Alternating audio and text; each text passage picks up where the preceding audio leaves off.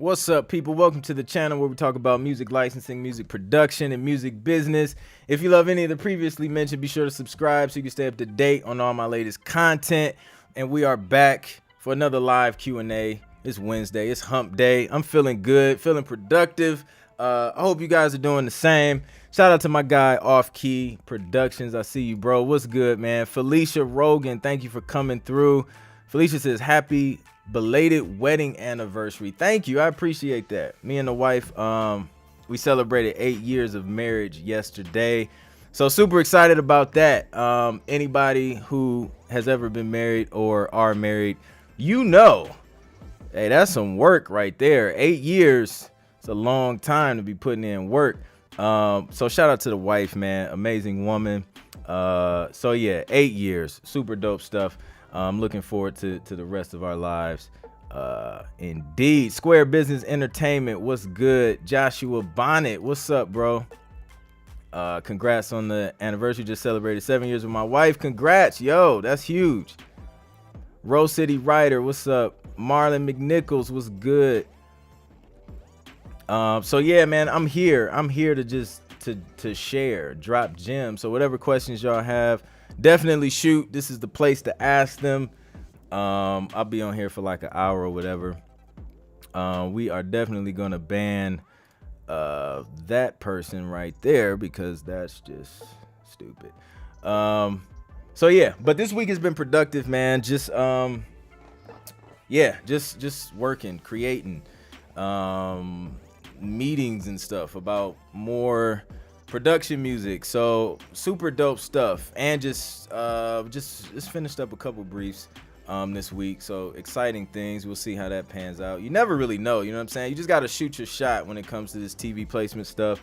A lot of dope opportunities can fall in your lap, but you don't know. Like, nothing's guaranteed. Like, nobody can guarantee you a placement, but you just have to put like your best foot forward, do your best as far as like the production or writing, like whatever you do creatively, and submit it and forget about it. Go on to the next one. And then before you know it, you'll look up and then you got a bunch of stuff that's just landing that you did, that you did a year ago, 3 years ago, 5 years ago. And, and it just grows. It just builds from there. So yeah, yo, shout out to, let me move this down a little bit. Shout out to Square Business Entertainment. He says, took your course a couple years ago. Now I'm in 8 music libraries and 107 placements in 2021. Yo, that's fire. Yo, congrats to Square Business Entertainment. Yo, that's what, this is what motivates me, man. When I hear about people talking about the success that they've seen from taking my Road to 10 Placements course. I know some people hit me up. They didn't even purchase the course. Like, they're just taking in the information just straight off of my IG page and then applying it, taking action, and seeing results. So that's super inspiring, man. That keeps me pushing, all this knowledge and this content out to help educate everybody on different ways to monetize their music. Because, that's a challenge that we have as producers, as songwriters, just figuring out ways to make this work so we can do more of it. So man, that's huge, and that's only gonna grow. Like, once you get the ball rolling, you're in 8 libraries. Now it's all you got to do is just keep creating, and the royalties just it's really it gets really hard for your royalties to stop once they start. As long as you keep working, like, they just keep rolling in. So shout out to you, man, for taking action. Yeah. Felicia, do you mix and master music for others? That's a really good question. I was at some point. It was a service that I offered, but the workload got too much to where I had to. I don't know if it's gonna be temporary or not, but I stopped because I just didn't have the bandwidth to mix and master everybody else's stuff and then still stay on top of my project. So right now I don't. If it comes back, I will definitely let y'all know, but at the moment I don't. Let's see. Square Business says it works. You got to be patient though. That's a fact. It's definitely a long-term play. Patient and persistent. I talked to some producers, and they'll give it a try. Like that first, you'll go through that first spurt of inspiration, and then you'll give it a try. You'll reach out to some companies, and it'll be like a few, and then nothing happens. So then I ask, okay, so what did you stop submitting? It was like, yeah, like I submitted a few and then I stopped. I was like, okay, well, nothing's gonna happen if you stop. You can't stop. You got to keep going. Keep finding new companies. So definitely got to be patient. Doesn't happen quick. Doesn't happen overnight. It's not a get quick rich scheme. You're building a catalog of music that can make you money for hopefully for the rest of your life and possibly your kid's life in regards to royalties. So yeah. Rose City Rider says, what in your opinion is the best plug-in bundles such as Waves, Sound Toys, Fab Filter, and so forth for mixing? I don't have like any, I guess, preferred bundle, because it's just like certain plugins that I like after using different ones from each company. So I have, it's literally all over the place for me. Like I have, I use the Renaissance compressor from Waves. I use CLA, what is it, the 2A or the 3A? I think it's the 3A. I use that compressor, and it's just like random, it's just random plugins that I use from like each company that I like. So I can't recommend a specific bundle, because honestly I don't even be paying attention to what some of those bundles have in them. And like a lot of the bundles, especially from Waves, like a lot of the bundles that they put together, like it'll be like 2 plugins that I want out of the bundle, and then it just doesn't make sense to buy the 2 by themselves. So then I end up getting a bundle, and then the other 3 plugins just they're sitting there. So yeah. But for the most part, for my mixing stuff, I'm using Waves, a combination of Waves with some Slate Digital stuff, and then some Plug-in Alliance, their console in, and their SSL, one of their SSL consoles. Austin Daniels, what's up? He says, what's your camera setup like? Also, do you sell sound kits? I do sell loop packs. Click the link in the description and then use the discount code, and you can get some sound packs, man. I got a few different ones. I'm about to make another one, man. I think I'm gonna do like, I don't know. Let me know. Like, drop in the comments like what kind of sound packs you guys want to see from me. Melody sound packs. I did an 808 one. If you want some strings or something, just let me know. That'll give me some ideas on what to create next. As far as the camera setup, man, I was just talking to somebody about this. Like, I'm gonna have to do like another YouTube video. Like I did a what's in my camera bag joint, but I think I'm gonna do one focusing on the camera. Like literally every time I hop on a not a conference call, but like a meeting on Zoom or whatever consultation, everybody asks me what kind of camera I'm using, even on the content that I post on IG. So I'm gonna have to like break it down. But I use a Sony A6600, and I have that going through the Camlink 4K. That's going to the computer, and then I'm streaming through Ecamm. But yeah, that's the camera I'm using. Then I got a key light right here. So that's, if you got good lighting, that's what makes the difference for real. The more light that you can put through that lens, the cleaner your picture will be. So lighting is really crucial. Let's see. Yo, the grind is for real. Indeed, man. What's up, T Jordan? Should I have an LLC or DBA? I would do a LLC. If you're just doing a DBA and you're doing business, like if you get sued, They can come after your personal assets, like your crib, your car, your, personal assets. If you do business the wrong way with an LLC, they could come after your personal assets. Like if there's no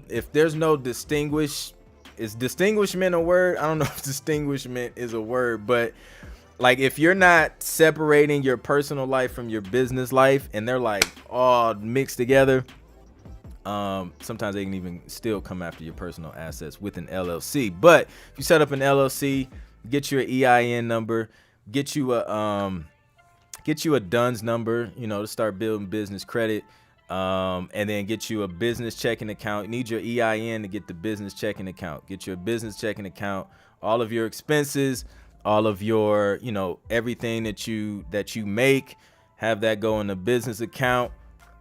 If you're paying yourself, just take it. You can take it from your business account, transfer it to your personal account, and then label it as an owner's draw. And that's just, that tells accounting people and, whoever else, if you ever get audited, that you're just paying yourself from your business. And then pay all your personal expenses and bills and all that stuff from your personal account. That's how you kind of keep that separated. T. Jordan says, is there any advice you can give when speaking to music supervisors that are very slow with contacting you back? Are there any proactive tips that can help? That's a great question. We're going to dig into it after this sip of water. Be thirsty out here. Good question. So music supervisors are super ultra busy people. You want to get the placement, but then you don't want to be annoying. So what I would say is give them a reasonable amount of time. Or if you're already in contact with them, ask them like, what's a good follow-up schedule for you? Like, what's a good follow-up time frame? I know you're busy, when would be a good time to follow up, just to check in if I don't hear back from you, after a couple weeks or few weeks or whatever. Usually they'll kind of give you an idea. If you don't know, then, I don't know, give them a few weeks or a month or something to kind of hit you back. But if you're going to follow up, I would advise to follow up with more new music versus just saying, hey, did you listen yet? Just follow up with some new music. Hey, just wanted to share some new music I created. And then that may jog their memory if they forget, because, people forget. I know I forget. And then that'll help them. Like, oh, yeah, like I forgot. They did send me something earlier. Like, let me go back. Let me check this stuff out. So that's what I would do.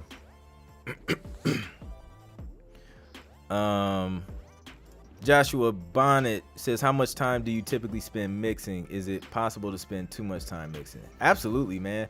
Like you can like go into analysis paralysis with mixing too. So, I mean, get it as good as you can. And then like, especially working with deadlines, you got to make the deadline, right? So there's going to come a point where you just like, okay, it just has, this has to be it has to be done.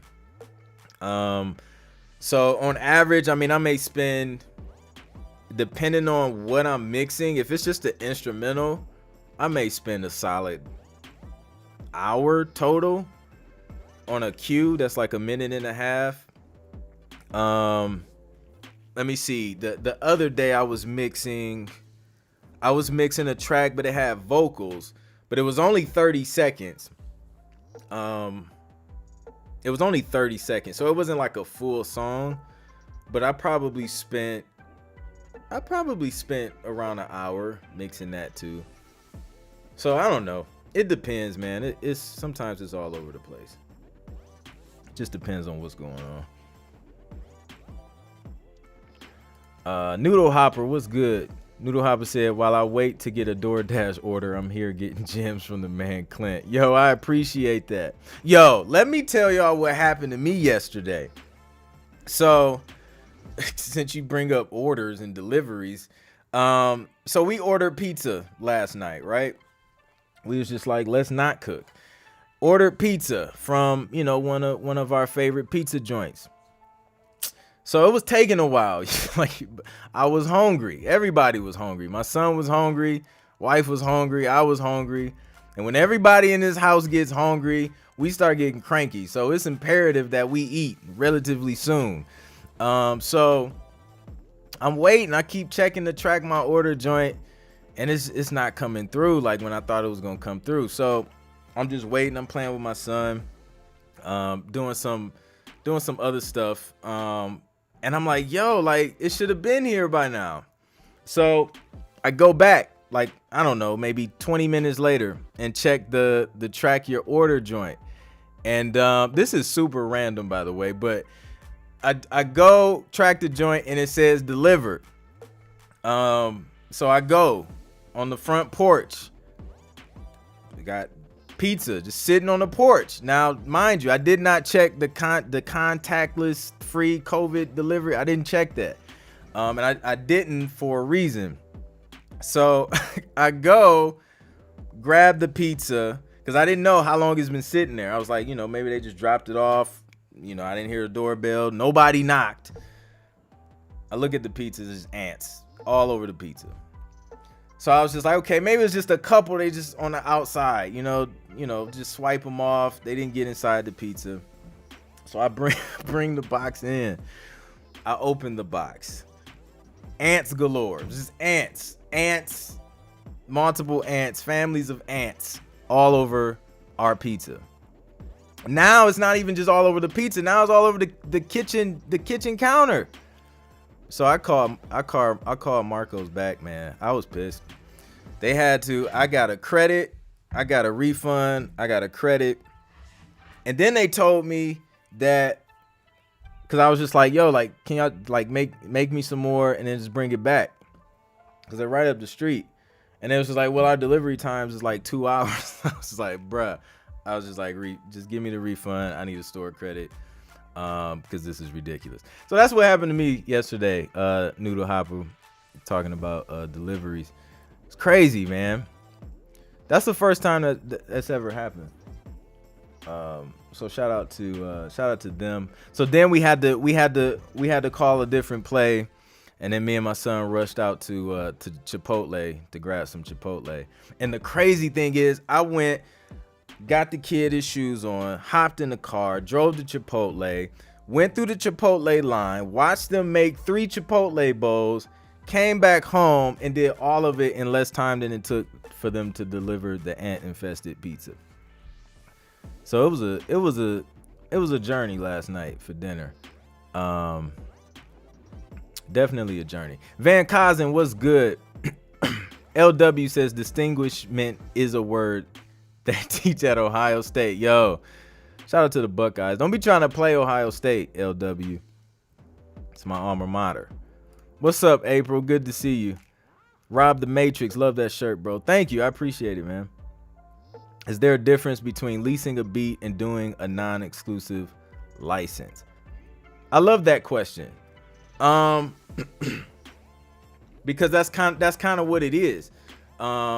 And honestly, working in licensing, when I first started, producing or being a producer, I didn't fully understand the whole beat leasing model, right?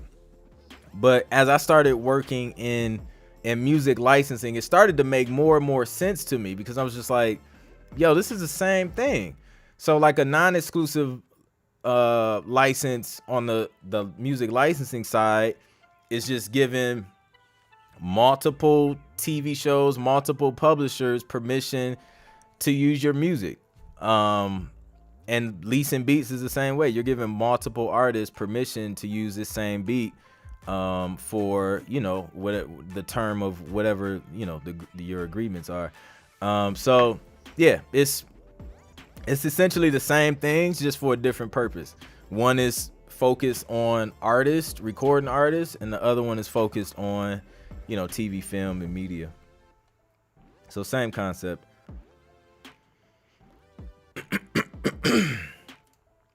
T. Jordan says, if I have a team of other producers under my company that want to join in on the opportunity of reaching out to music supervisors, what is the best way to split back in with them while being fair? whatever you guys agree on. If you do 50-50, it's whatever, you know what I mean? You know, it's gonna look different for everybody, but you know, just have a conversation with them and be like, you know, what's fair. Usually 50-50 is pretty fair and standard. Yeah, it was definitely ants. It was ultra tragic because I was looking forward to that pizza. It was an unexpected, because usually we don't eat pizza till like the weekend on a cheat day or something, but we made an exception.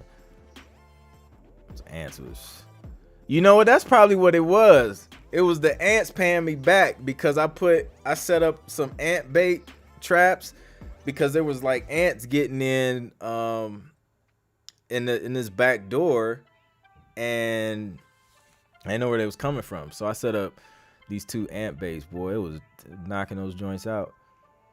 So yeah, they was trying to get back at me. Then I had ants like all on the porch. So then I had to spray the whole porch because I didn't want those getting in the house. Man, it was crazy. Off key says Marcos is wild. Yo, like this is what I think happened. Like I think dude was just like, they were swamped. He was behind. I don't know if this was the new delivery driver, man. The last delivery driver I had, man, he was kind of weird, bro. Like he would he like came and like delivered the pizza. So I have the pizza in my hand. This was like a couple weeks ago. So I have it in my hand and he's just standing there and he's just looking, and I'm like, I'm gonna go eat now. Like why are we still here? He was weird, man. But then he forgot the soda last time. So then he had to go back, get the soda, bring that back. I ate the whole pizza by the time he came back with the soda. So I feel like they got super duper behind. And my guy was just like, yo, it's like a mail route, like a paper route. I'm just dropping this joint on the porch and I'm out. Man, I was salty and hungry at the same time.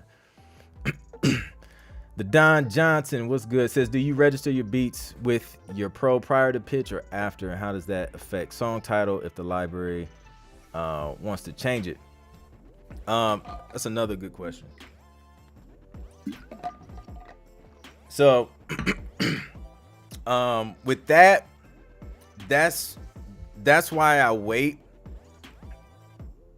to register it, especially if I'm doing like exclusive tracks for a library, because most times they register it for you, and then sometimes they'll retitle the track, especially if you name the track something that they already have. So to just make things less of a headache, they usually just register that stuff on your behalf.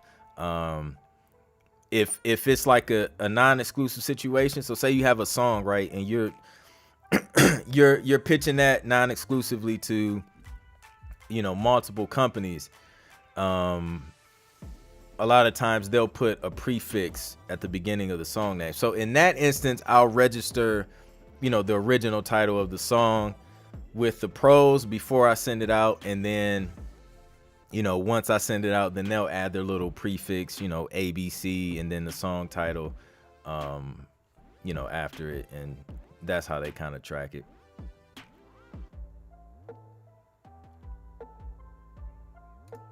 I'm in Georgia, Felicia. Atlanta. Yo, disrespectful gnats flying in my face. Terrible. Brother Pizza is low-key good, but they are on some other stuff for real. They are, man. So we were like Marco's. We had a Marco's. It was founded in my home city, Toledo, Ohio. So when we seen it was here, like we were kind of excited. It was just that, whole nostalgia effect or whatever. So, it's cool, but lately it's been real hit and miss. One time, I'm realizing there's been a lot of negative experience with Marco's this past year, but one time we had a pizza and the dough was weird. Like the dough wasn't regular. and it didn't taste right. So, you know, I called him. I was just like, yo, like this dough, like it's not done or something. It's not cooked through. And it was just like, oh yeah, like we ran out of our, I forget what they call it, but it's like a process that this dough goes through where it like sits out and does something. And it was just like, yeah, like, you know, we've been so busy that the dough probably didn't have time to, you know, do what it needs to do. And in my head, I'm just like, well, like why? Like why would you make a pizza with undone dough? So it's just a few things that just haven't really been making sense with Marco's, man. So yeah. He's waiting on a tip. The tip was already processed. Like I did that on the, you know, the order checkout joint. So he was good. Like, I don't know. Like he was trying to start a convo. I'm like, I'm trying to start eating his food. Welcome to Daddy's World. Said Marco's be hiring weird type of people. They always sending them to my house when I order. Yo, that's hilarious, man. Yeah, man. It's, you know, it's all types of different people in the world, man, for sure. Yeah, the gnat was trying to get his shine, man. Yeah, dude. I don't get it, off key. Score says you low key funny the way you tell stories. Hey man, like this is real life, bro. Like these are real life situations that happen. It's just crazy, man. Like I don't know. It was crazy. I was so mad. Like y'all don't see me mad a lot, man. Yes, last night I was mad, dude. Like I mean, I was slamming the pizza boxes on the trash. I can't do nothing with this, man. I can't eat it. I was so mad. But I try not to stay mad long, man. I gave him a solid, I don't know, I gave him too long. I was mad too long. I gave him a solid 30 minutes. I was in the car on the way to Chipotle, still complaining about it, man. Like, oh man, the ants. LW, Toledo has terrible pizza. Marco, okay, listen. LW says Toledo has terrible pizza. She mentions Marco's, and then she mentions Gino's. Anybody who is from Toledo, Ohio, and you know, if you're from Toledo, Ohio, you know of Gino's. Gino's is not terrible. That's one of the top pizzas in Toledo, LW. It's Gino's. It's Gino's. You got Vito's, and you got Amy's. Amy's Pizza. Well, maybe I'll say Gino's, Amy's, and then Vito's.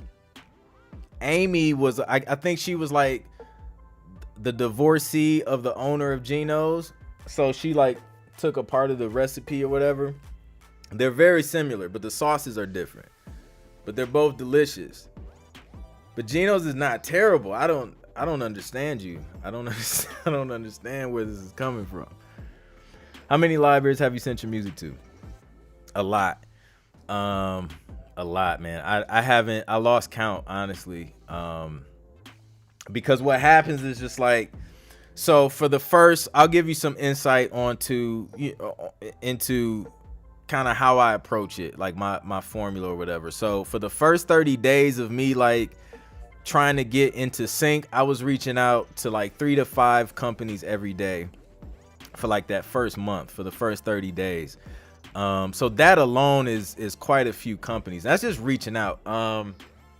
Now the reason I did that in that with that volume is because it's like the law of averages, man. It's just like the more chances you give yourself, you know, the more chances you have of something actually landing. So I did that.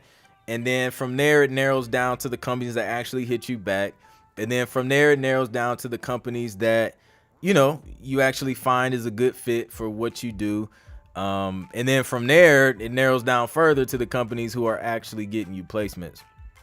So that's why, you know, you kind of start with the high number and then you kind of work your way down. But yeah, it's been quite a few, man. And then just throughout this time of just working in this space, you know, you find new libraries and then you reach out to them. Just had a meeting with one today. So, you know, I'll say like within the past couple months, I've probably linked up with at least like three new companies.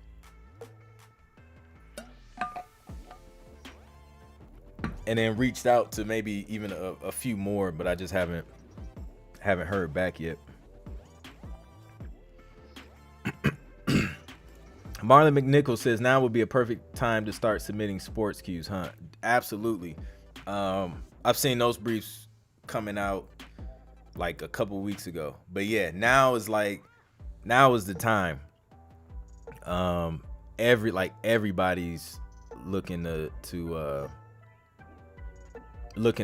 grab those sports instrumentals and songs. You know, NFL's around the corner.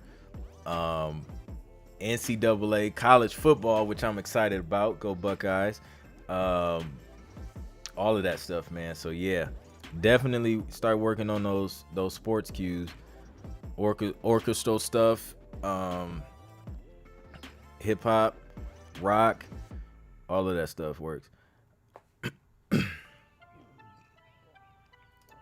Joshua Bonnet says, what would you say to somebody that feels like giving up on pursuing music licensing or producing for that matter? Don't. That's it. Don't. This is how you have to look at it, man. The only difference between me or any other producer who's been successful in music licensing and someone who hasn't is that I just never stopped. Like I got a bunch of no's. I got a no like 3 weeks ago. But I don't, I never stop. If you're producing, the only difference between, again, me or a producer who hasn't gained any traction is I just never stopped. That's it, man. You don't stop. You don't stop, and you just keep working on your craft. If you need to get better, then you keep getting better. You keep studying your craft. But as long as you're doing that, as long as you're constantly working to get better and you're not stopping, like something has to pop off eventually.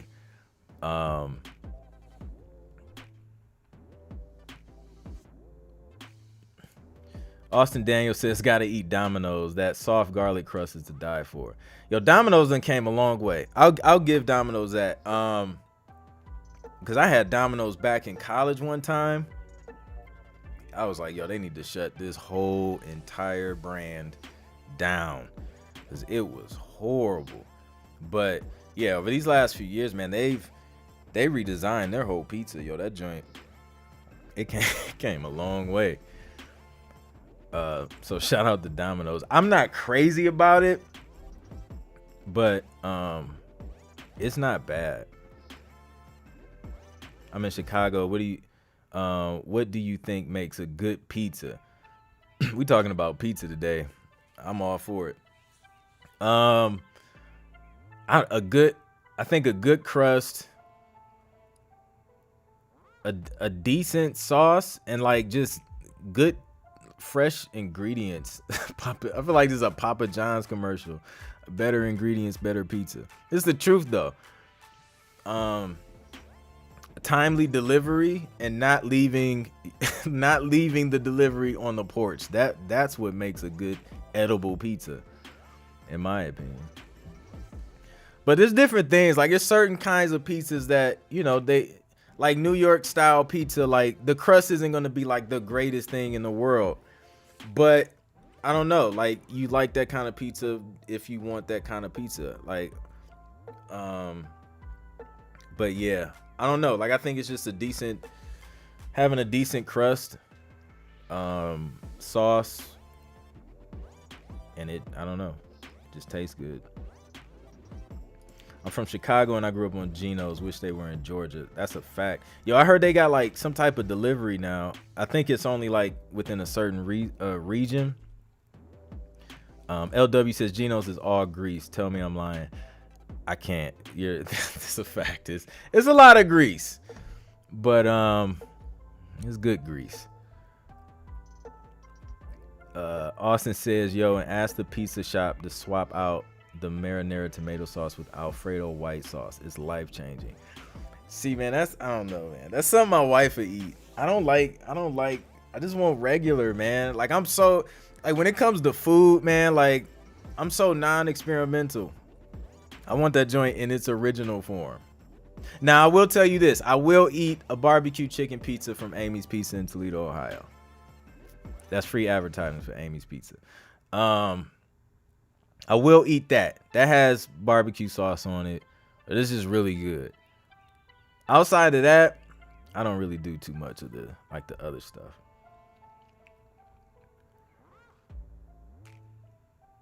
Was reading BeatStars T&Cs and got lost. Do they own your copyright if you use them to sell beats? I hope not. I don't think so. Shouldn't. If that's the language. I haven't seen it, and I'm not an attorney, so I'm not gonna advise you one way or the other, because I don't want to lead people down the wrong path and have y'all thinking something that I don't know. But yeah, I would have like an attorney or something look over that. I feel like I seen somebody posted a YouTube video talking about like beat contracts, but I would hope not. But I know they're doing like publishing and stuff now too, so I don't know. That's the short answer. Yeah, man, plain and simple for me.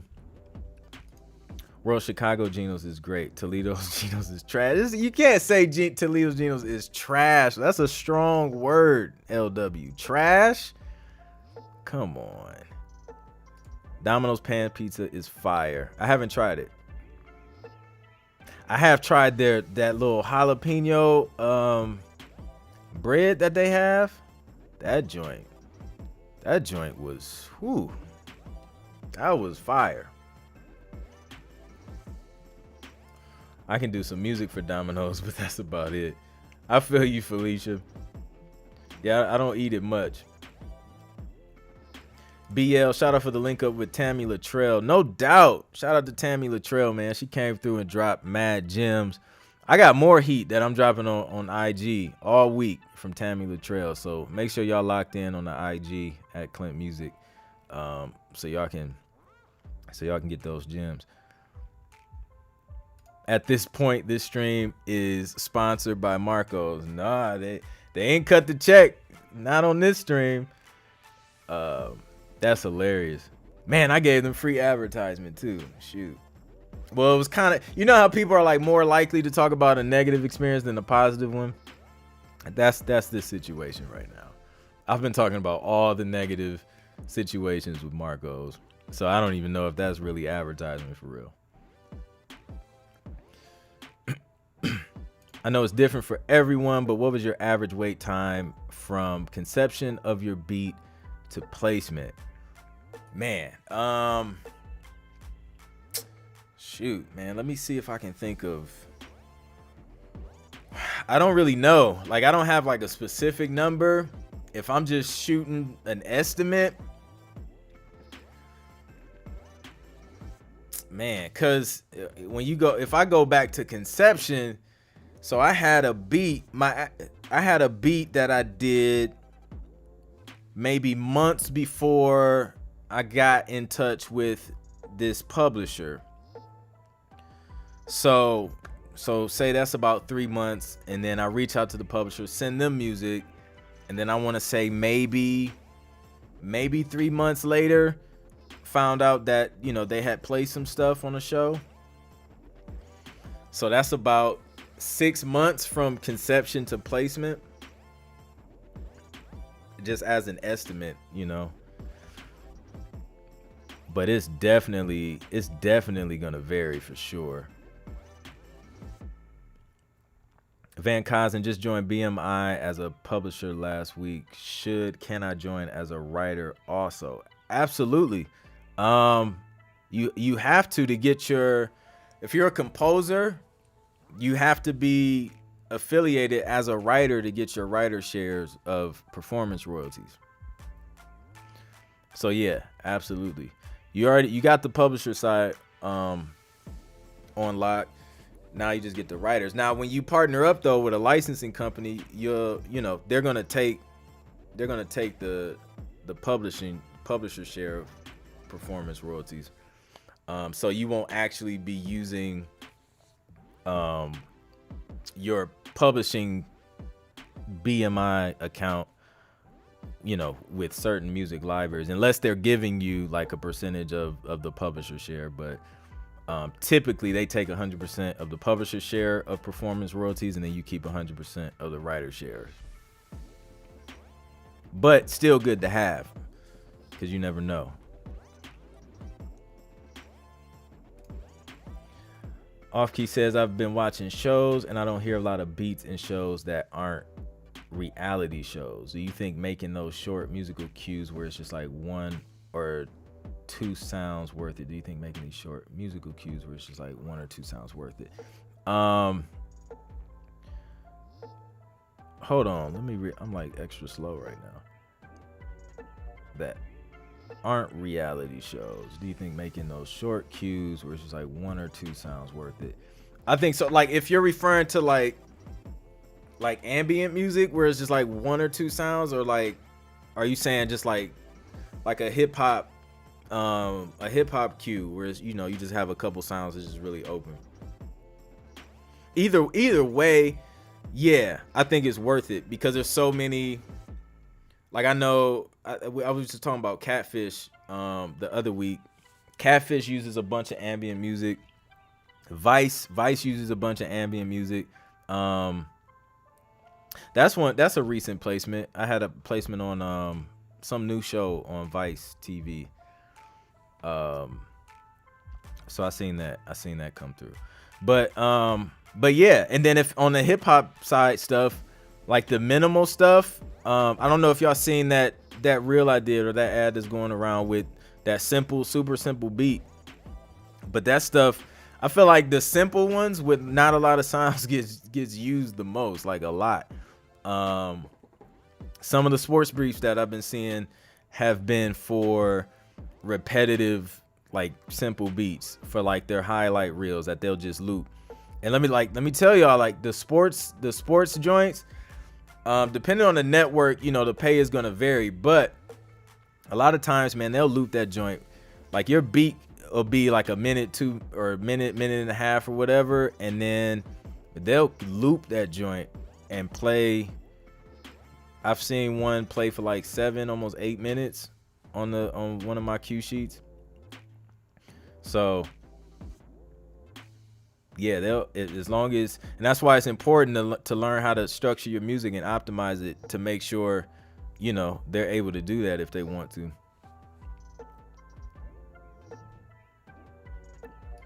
I'm with Van. I'm dealing with that now with 2 different companies. Can't use ASCAP writers with BMI publishing. Oh, no, you can't. But they should. A publisher should have. So I have ClintMusic publishing. Like I own a publishing company, right?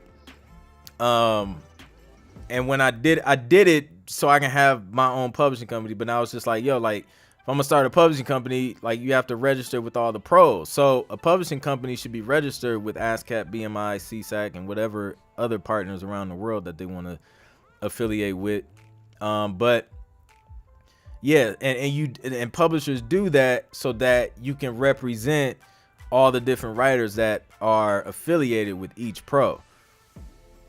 So I don't know why they haven't done that. It's weird.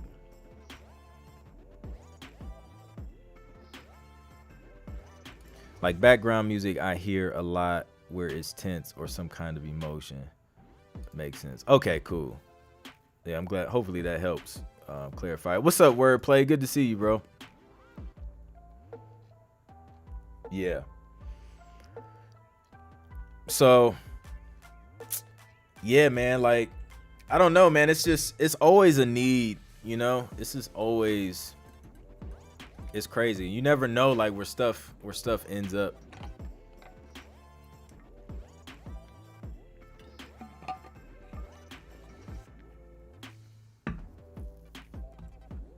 Absolutely. Likewise, man. So yeah, what other questions do you guys have? For the new people that are in here, I haven't done this in like 48 minutes, but welcome to the stream. It's a live Q&A / pizza stream. So let me know what questions you have, and I'll try and answer them to the best of my ability, or at least point you in the right direction. I'll be on here for about probably another 10-15 minutes. Your thoughts on exclusive libraries? They get a bad rap.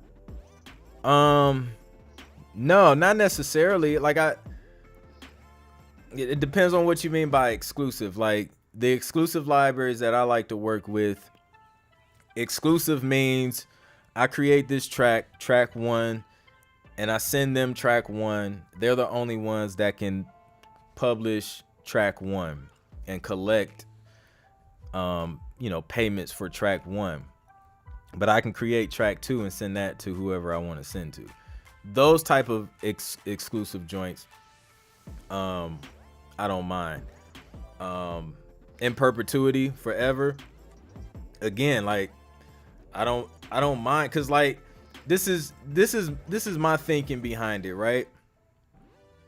If I make a track, let's take BMG for example. BMG Production Music. I produce music for them. Their deal is in perpetuity. It's gonna be like forever. They're gonna collect forever. But like, say if it was 3 years, I make the track for them. They do what they do for 3 years. Am I gonna go back to them and be like, yo? Especially if they gotten it placed, which they've been placed. I've gotten quite a few Netflix placements and some other TV stuff with them. But am I gonna go back in 3 years realistically and be like, yo, I want this track back so I can put it in another library, and then wait another year or so for them to actually start placing it when it's already started gaining momentum in BMG's library? So like, am I gonna go do that and then just like keep doing that every 3 years? Realistically, like I'm not about to do that, like, because I'm making so much music that it's just like, yo, I'm gonna make it for you, you can have it, cut me the check, when something gets used, I'm gonna go over here and I'm gonna keep making new stuff. And it, I'm not gonna stop getting paid from it, you know what I mean? So hey, as long as you getting it placed, you can keep it. If that's forever, dope. Then my grandkids will still be getting royalties from stuff that's been in your library forever. You know what I'm saying? Like that's my retirement income now. That's, college tuition. You know what I'm saying? Like that's, you know what I mean? It's the future. That's an asset. That's something that's passive income that my kids can eat off of forever. So it's not I don't see it as a bad thing. Now the type of exclusive deals I don't like is like everything I do, is like just tied to one company. So I'm not cool with that, because I still want to be free, man, to work with whoever I want to work with. So that's my thoughts on it. I'm not necessarily opposed to in perpetuity. And that's a lot of libraries that's just how their deals are structured. What's up, Z man? Good to see you. T Jordan, I bought your course and the bonuses, so I will dive deep into them today. Thanks, man. I appreciate that. I hope it helps. Definitely keep me posted on your progress, man. And then come back here if you have any questions or get stuck. T Jordan, get Clint's directory, has a lot of good places to submit to. Thanks, Cut Loose. I appreciate that. Yeah, I recently updated that joint.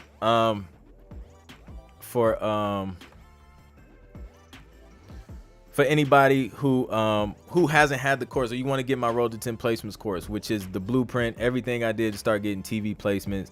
Just go to clintproductions.com/link in bio, or just click the link in the description. Is that link in the description? I don't know if the shop.clintproductions.com is in there, or if the link, or if both. I don't know. But this is the website you go to if you want to grab the course, the Road to 10 Placements course. It's a whole bundle, so it includes the updated directory and everything. So get that if you want to get started and you want to see, exactly what I did to start getting, those first 10 TV placements in a year. That's it. That's the blueprint. That's what I did when everybody asked me, like, yo, what did you do? How did you get started? I put it in a whole course for y'all, man. It's crazy because, like, I never thought I was gonna make a course, man. But what ended up happening, right? So I was documenting this whole journey, like back when I, was first on Instagram and YouTube and stuff. And then people just like kept asking me the same questions. I was having consultations. They was just asking me the same things. I was like, you know what? I'm about to answer this once and for all. I'm gonna package it up and make it to where you can go back and use it as a resource through your journey and figure it out, and just have all the questions that are answered a lot in one place. And then that's when I created that. So I'm glad it's helping, man. That's dope. Felicia Rogan, what's your link to go to have your music critique? If you want it critiqued by me personally through email, the same link, the clintproductions.com link in bio. If you want it to be critiqued on Fridays for the YouTube live, that you'll if you get the course, or if you get the free 6-step guide, that'll put you on the email list. I'll send the email list out, or email out to the list on Thursday, which is tomorrow, on how to do that. Or it'll also be in the description. If you go to last week's live stream, the directions is in there too, so you can submit there as well.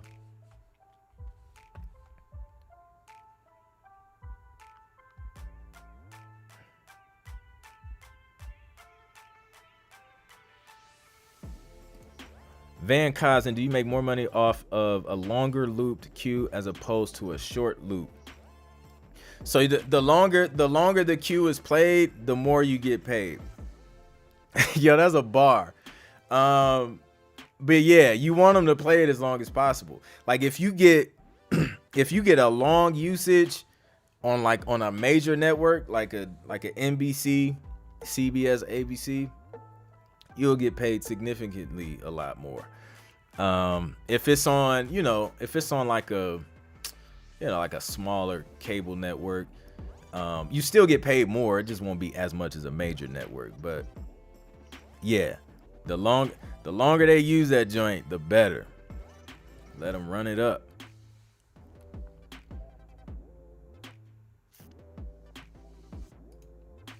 Yep. Yeah, it's definitely playing the long game, man.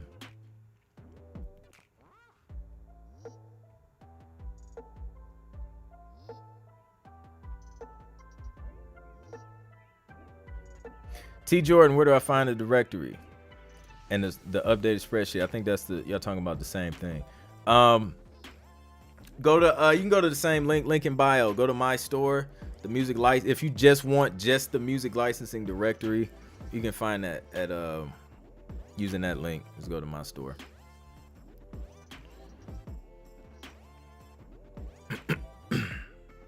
No doubt. Cutlu says, think I'm getting close to landing my first placement. Dope, man. I hope so. That's the start, man. Once you get that first one, this is what happened when you get your first placement. you get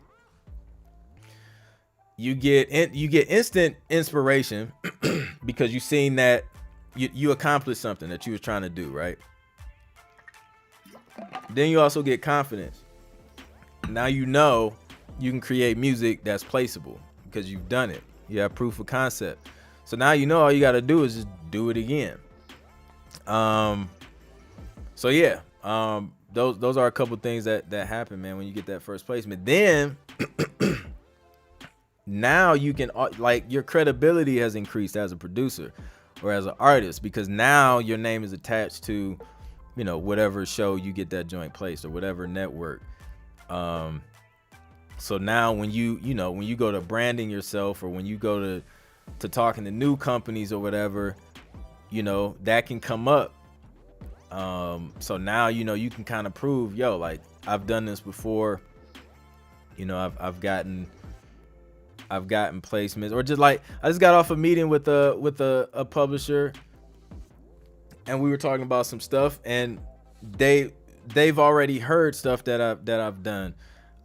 So, you know, that the credits, they just speak for themselves. Like, they know, you know, you get it, you've done it before, and it's less of a headache for them, because they don't have to, you know, teach somebody to, you know, step by step, okay, like, this is what you have to do.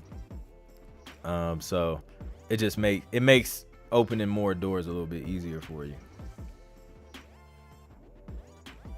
Z-Man says, would it be better to get an artist on the track and then push for sync, or just go instrumental? You go either way, or both. You know, because full songs are needed, as well as instrumentals as well. The dope thing about full songs, though, is like, you automatically get an instrumental with that. You know, so it may take a little longer to produce, though, because now, you know, you recording vocals, mixing vocals and stuff like that. But if you're doing that, just make sure you explain to the artist what's going on. Make sure y'all do, you know, some type of split sheet, so y'all agree on percentages, so people don't get amnesia. And make sure they're registered and stuff with BMI or ASCAP or whatever, depending on where you are in the world. I know we got people watching from different places too, so whatever the pro is in your country.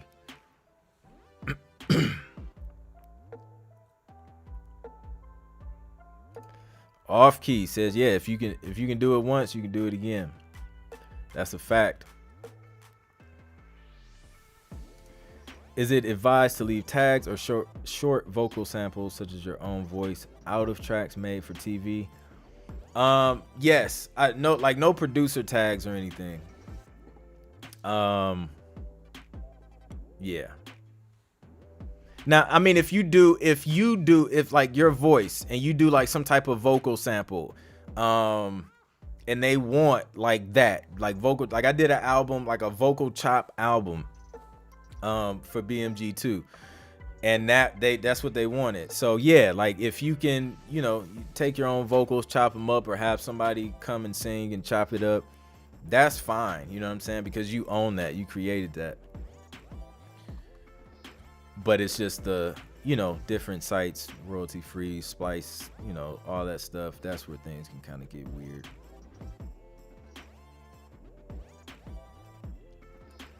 LW says you need to do a placement versus some of those Friday submissions are great and will have classic battles. That's a fact. Then somebody else mentioned that too, like doing a beat battle. But for placements, that would be interesting. That's a great idea. Thanks for that, LW. Do you just sign up to submit to BMG? Okay, I'm about to give y'all a super ultra cheat code. Don't tell nobody. Okay, so this is how the BMG situation happened. What time is it? Do I have time? I got a few minutes. This is how the BMG situation happened. So I was, you know, going through my usual process, researching companies to submit to, and came across a library. I don't know if they were like, I guess they were small compared to BMG, which I think BMG is more so like, I mean, they're a publisher, but they're like, I think they distribute as well. But anyways, it was like a smaller library in comparison to everything that BMG has in their catalog or whatever. So I reached out to them, and this was before they had any affiliations or ties with BMG. So started building a relationship with the contact over there, and did some work for them. It wasn't any upfront money, so it was all royalty stuff, right? So I did a couple projects with them, and it was cool. Like, we was just building a relationship. I wasn't cranking out a whole bunch of stuff. I was just, let me do, I don't know, I probably did about 10 or so tracks those first couple of years. And then they would just kind of reach back for a few more here and there. But what happened was they ended up, I don't know exactly what happened, but all I know is, like, she hit me up and she was just like, we're BMG now. So I don't know if BMG like bought them or if they did a deal with BMG to be distributed. I don't know the details of that. It's not my business. So I don't know. But yeah, so what happens is, it's like, now she works for BMG Production Music and not the smaller company. So the lesson in that is, don't always like focus on trying to get with the major publishers, like, because a lot of these smaller companies, they may strike a deal with the major, and then that brings you into the major, the Warner Chappells, the BMGs, the Sony, like, it brings you into that catalog now. So that's why it's just like, don't underestimate a small music library, because you don't know what's going on, like, behind the scenes, and you just don't know. So your music can easily be ingested in some of these major catalogs and major distributors, and then along with that comes a budget to do projects, because, like, at first, they didn't have a budget, and some, like, every project they may not have a budget, but a lot, like the last few that we did together, there was a budget, like a decent budget per track, to produce, an album or some tracks for an album. But that situation never would have happened if I just would have brushed them off. Just like, it's a small library. They're not paying me up front. I would have missed out on that opportunity. So, you just gotta, be patient and take advantage of every opportunity and just do your best work. And you never know what can happen from there. Like, I've made multiple thousands of dollars with them, just starting off doing stuff, I guess, for free in a sense, even though, we still get paid royalties, but, but that's kind of the best way to approach those major publishers, because some of them you can't reach out directly. Some of them you can.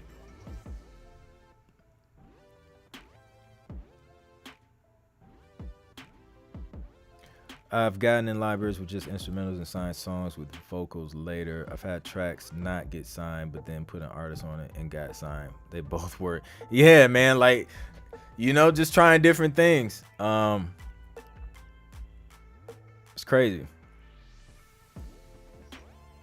Noodle Hopper, how do you approach your work-life balance? Man, it's just we have a set schedule on when we work. And then, after that, but usually during the week, it's mostly work, but we trade off. So, like, right now, like, I'm working till about 3:30, 4 o'clock, but my wife is with the kids. So they're doing whatever they want to do right now, just on some family stuff. And then once he wakes up from his nap, I take him, and then it's just me and him. And then we're, just focusing on whatever we want to do while my wife works. So that's what we do. And then on the weekend, it's usually just family time. So y'all may see like a post or something from me, a story or something. But if you notice, like, I low-key go ghost on IG on the weekends. But yeah, this is what we do. And then sometimes, man, like, depending on what's going on, depending on deadlines, there may be some weeks where it's just like, It's more heavy on the work side. And you know, there may be some deadlines where it's like, yo, like I gotta put in some OT, so I'm gonna be up late. You know what I'm saying? So that happens. And then there's some other times where it's like, okay, we gotta focus more on some family stuff this week. So it just depends on what's going on. Do I need to know a lot of music theory to get these placements? No, not at all. I only know like a little bit of theory. Like I'm not an expert music theorist. I know some basic stuff, but nah, man. If you can put the music together, make it sound dope, make it, you know, high quality, man, you're good. You don't have to worry about it. Now it will help you though. I'm not saying like don't go learn music theory, but it can help you in different situations. But you don't need it to get TV placements. There's plenty of composers out there who don't know a lick of theory, but they getting it work. ClintMusic DIY music biz versus battle. That would be fire. I'm gonna talk to him about that. That's hilarious. Marquette Music, what's up, bro? No doubt. Do you own a music library that TV and films companies are pulling from that I can submit to? No. Maybe one day though. That would be fire. Yo, shout out to Square Business, man. He in the chat dropping gems, man. I love it. Yo, that's what this community is about, man. Helping one another, and sharing our experiences, man. So I appreciate that. Like I don't want to be like that one guy who's like, you can only get your advice from me. Like I'm not that guy. So like if you have information in the chat that you feel like somebody else can benefit from, definitely feel free to share it. And you know, I try and screen stuff too, because at the same time, I know people, you know, try and take advantage of people. So I try and screen the stuff too and make sure it's coming from a legit source and coming from somebody who's actually done it. You know what I mean? So yeah, dope stuff. I found the music licensing directory in my packages. This PDF updated often. I just updated it this month. I'll say maybe every couple years, usually around that 2-year mark. Some companies, they start to get bought out or dissolved or merge, and then stuff changes. But on this directory, what I did, because on the previous one I had like some phone numbers and emails, I didn't do that on this directory intentionally because that information changes so much that it's just impossible to keep up with. So I just included the company and the website. With that information alone, you can go to the website, you can find the latest email address, phone number, whatever. With the company name, if they change their website for whatever reason, you can still Google the company and see what's going on. You know what I mean? So I modified that a little bit so you can stay up to date with the latest info, because numbers and emails, man, that stuff changes so frequently. Rev Kev, shout out to Rev Kev, man. I seen you been posting, man, on Twitter. He got in the 3 music libraries. He says these gems really work. That's awesome to hear, man. No problem, man. That's what I'm here for. Help you guys get in these libraries, get these deals, get these placements, and ultimately get these royalty checks.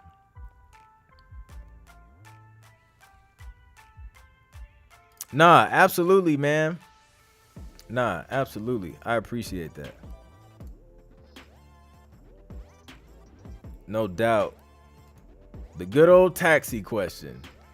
We got to have at least one. Is Taxi a good company to use for sync licensing? Ah, man, Taxi is a legit company, but they have dope resources. The Road Rally is amazing. I was with Taxi years ago when I first started learning about sync licensing. good people.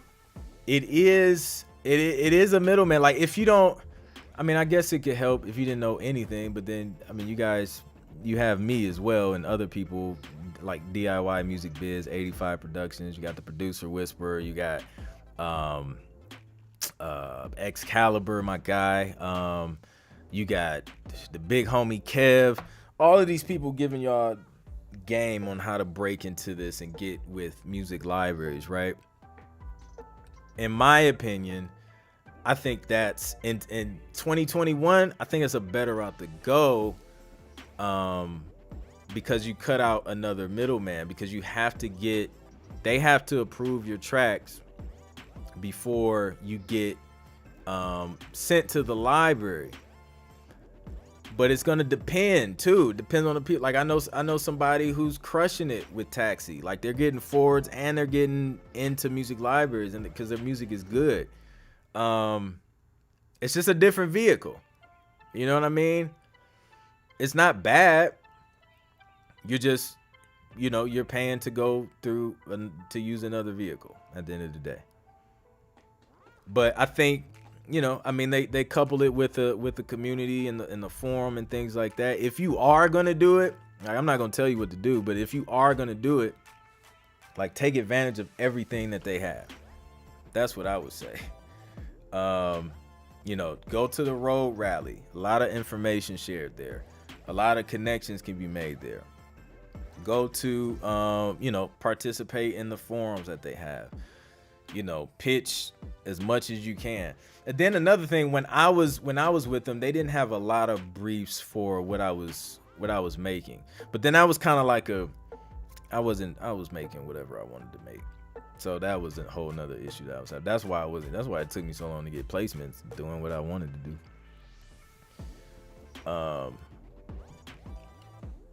Here we go. We got another Taxi member. Square Business attack. Yo, shout out to Square Business, man. He's everything in this chat today. I'm a Taxi member. I call it Taxi University. Great place to learn and network for a newbie. It is tough to get a deal through Taxi, although I've gotten two deals through them. You have to go to the road rally. If you're gonna sign up for Taxi, you have to go to the road rally. I wouldn't advise any other way. If you're gonna spend the money, take advantage of the road rally. You meet a lot of dope people, and you'll learn a lot.